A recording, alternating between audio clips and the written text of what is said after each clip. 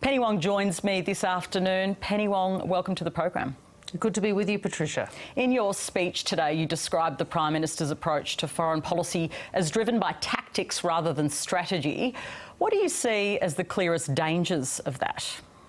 Well, there are enormous dangers. I think what we're seeing from Scott Morrison, and I outlined this in my speech, is a focus on political manoeuvring. He's very good at that. A focus on political tactics. He's very good at that. But a willingness to compromise the national interest for those ends. And my point is this. We face a very challenging time in foreign policy, a very challenging regional and global environment, and a very challenging time in our relationship with China.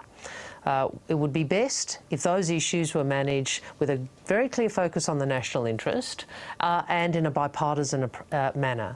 Instead, what we have is a Prime Minister who does seek partisan advantage, who does seek to manoeuvre and play tactical games, and really Australia can't afford it. The Prime Minister's tightly scripted visit to the US produced agreements on rare earths and ocean plastics and a general affirmation of the strength of that relationship. Are you saying there was no strategy in that? Look, I thought what was interesting about the Prime Minister's trip is he really didn't achieve anything through that trip when it came to the trade war between China and the US. And certainly there are a lot of other distractions that the Prime Minister chose to engage in, including his discussion about China's status at the WTO, making that announcement in the US. But fundamentally, I think it did distract from the fact that we have a deep interest, both for stability reasons and for economic reasons, in that trade conflict being resolved, and that's what his focus should have been. Last week, Peter Dutton, the Home Affairs Minister, accused the Chinese government of engineering a series of cyber attacks on Australian targets, stealing intellectual property and muzzling free speech. The Chinese embassy called it a malicious slur. But everything Peter Dutton said is true, isn't it? Well, you'd have to ask Peter Dutton that. I'd make a couple of points. First, it is the case that we are, as a democracy, we are a very different society and polity to China under the Chinese Communist Party. And I've made that point for quite a long time, that inevitably, because we are a democracy, we will have differences of views on a range of issues as between us and China. My question about Peter Dutton's foray, I suppose, was this part of a thought-through plan? Was this part of a clear strategy, or is this just another political tactic? Because from where we sit, and I suspect from where you sit, it's very difficult to understand what the government's strategy on China is if you accept that we are, as we are, an ally and partner of the US, and we have a very important economic relationship with China. You want to make sure you have a sensible strategy in dealing with a China which is much more assertive, where we are going to have differences of views and where the relationship is more challenging. He says it's a matter of just calling it out. In terms of strategy, isn't that what he's trying to do, just to call out the facts? Well, is that what he's doing? I mean, Scott Morrison appeared to try and downplay it. So it does look from the outside like yet another tactical, domestically focused press conference. But if it's accurate, why does it matter? Well, of course it matters. Of course it matters how you handle the relationship as well as what decisions you make. I mean, this is not just about substance. That is important. But it is also about how you handle rhetoric and advocacy. Now, what my concern is, we don't appear to have a plan when it comes to dealing with the challenging, increasingly challenging relationship of China, which is becoming more assertive and is becoming much more willing to press its interests. There will be times where our interests converge and we should engage closely, but there will be times when our interests are very different and we should be able to handle them sensibly. And I think a lot of people watching this government are not convinced that they have a strategy through this. The Chinese President Xi Jinping has said threatening China will end in crushed bodies. This, of course, is in relation to the unrest and protests we've seen in Hong Kong.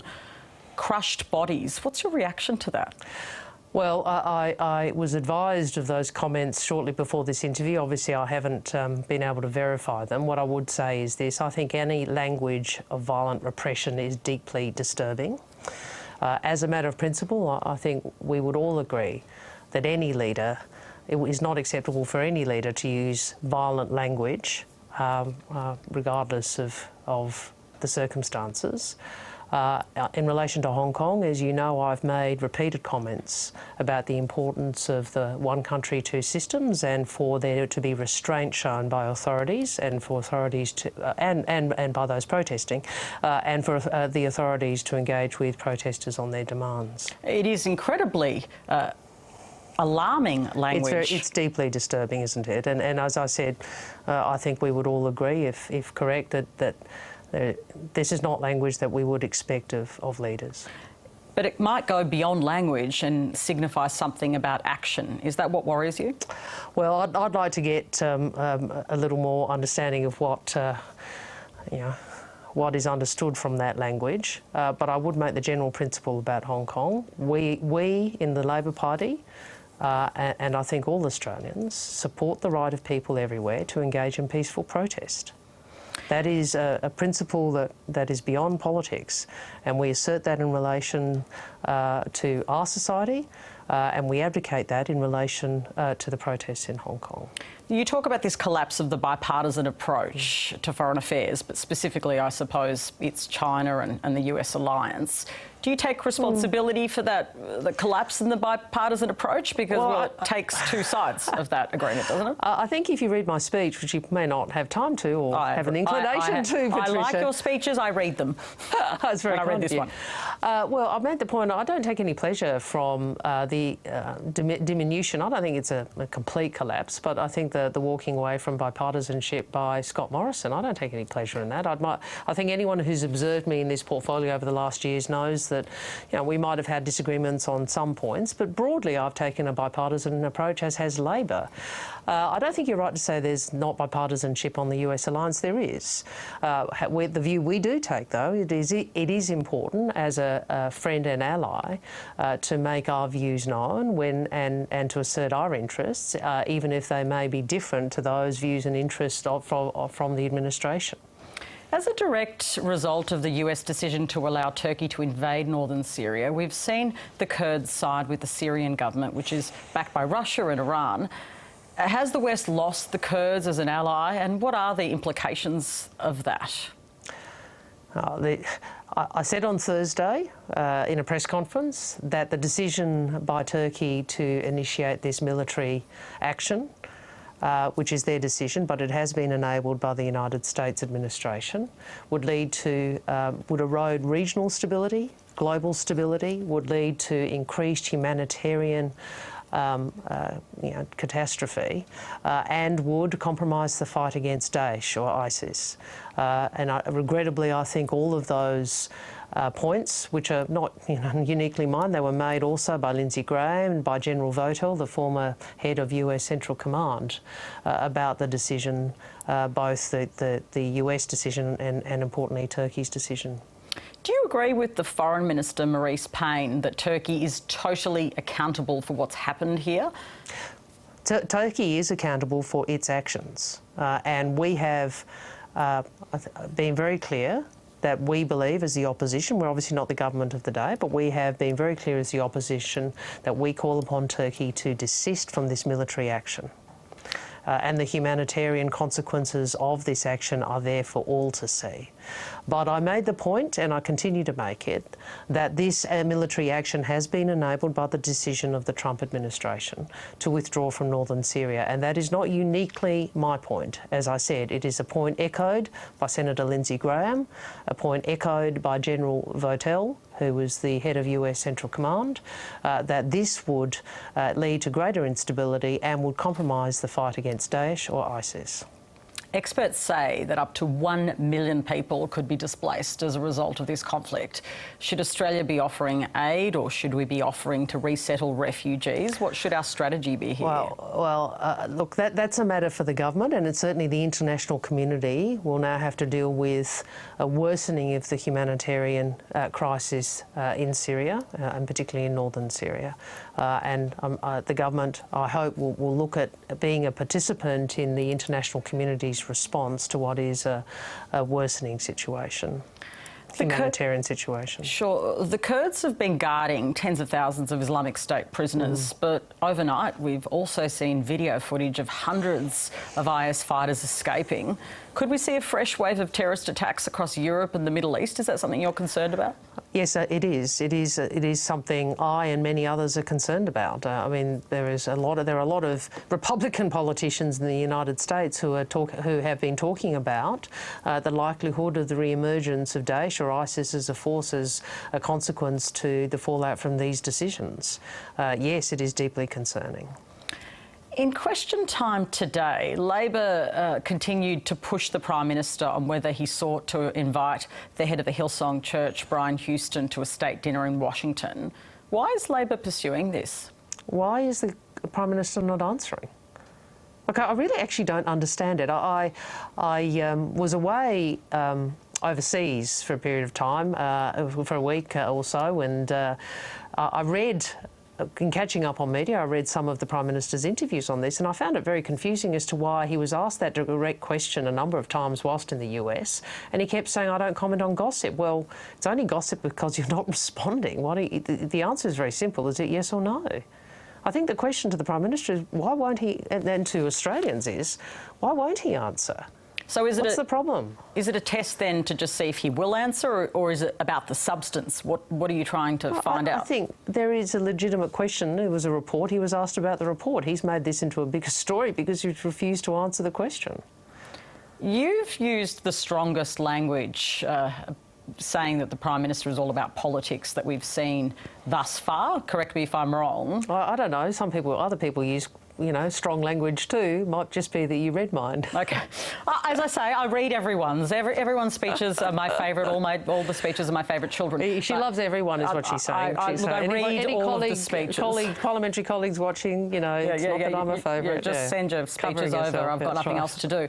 I do read them. But you did use very strong language. Does this signify that Labor is going to go very hard for the Prime Minister to try and basically paint a picture of him as being, tricky and just political? Is that sort of a larger strategy that you're trying to paint him as? Actually, I thought very carefully about this speech.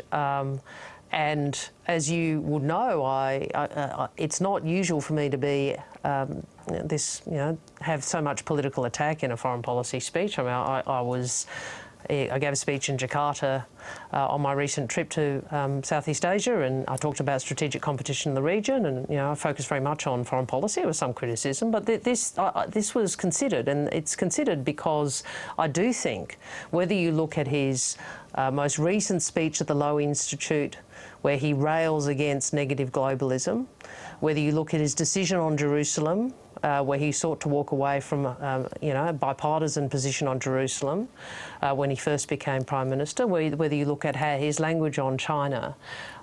This is a Prime Minister who is prepared to play domestic politics and domestic political tactics in foreign policy in a way I haven't seen. I mean, I thought the Lowy speech was really interesting and quite disturbing. Disturbing because it was so lightweight at this time, but disturbing also because it really broke from Julie Bishop's foreign policy white paper. The one plan the government did have, which is, we want a rules-based order and we want to work in our region and multilaterally to achieve that. And we have a Prime Minister, an Australian Prime Minister, doing what really no Prime Minister has done of either political persuasion, which is railing against global cooperation at a time we need more global cooperation. Now, he should be called out on that, just as he should be called out on the fact you can't be an isolationist and a free trader. So he claims he wants free trade, he wants more trade, but he doesn't like multilateral institutions, which presumably include the World Trade Organisation, which is critical to Australia's interests. Just a final question on an issue that's bubbling away, and it's a big legislative item that will come up. That's the Religious Freedom or Religious Discrimination Bill. The Victorian Premier, Daniel Andrews, has talked about this today, and he's concerned that these laws would perhaps allow, religion to be used for gay conversion therapy to continue, something his state has tried to outlaw. Do you share those concerns of the Victorian Premier? Oh, well, look, if Daniel's raising them, given his commitment to these issues, I do share those concerns. He and his government have a very strong commitment to these issues, and I think I think most fair-minded Australians would share his concerns and my concerns about gay conversion therapy, which we know is harmful. Do you really think there's any evidence that these laws would allow it to continue? That's his assertion, and I share his concerns, given that the Victorian government has looked at this closely. What I would say is, as a matter of general principle, we don't want laws around religious discrimination to weaken protections which already exist for Australians broadly. People do have a right to practice their religion. People do have a right to religious belief. And there is a balance which must be struck here between that and the protections which Australians do expect that we all have before the law. Penny Wong, thank you so much for joining us. Good to speak with you. And that's the Shadow Foreign Affairs Minister.